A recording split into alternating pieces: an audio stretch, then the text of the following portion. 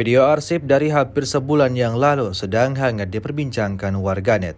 Rekamannya kini ramai beredar di media sosial Telegram pada Selasa 13 Juni 2023. Dalam rekaman tersebut memperlihatkan bagaimana pasukan Rusia menghancurkan sekelompok militan Ukraina yang sedang beroperasi.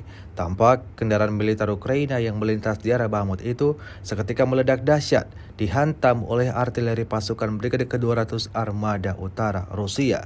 Sontak sejumlah tentara Ukraina yang ada di dalam kendaraan militer tersebut berbondong-bondong keluar, kabur menyelamatkan diri.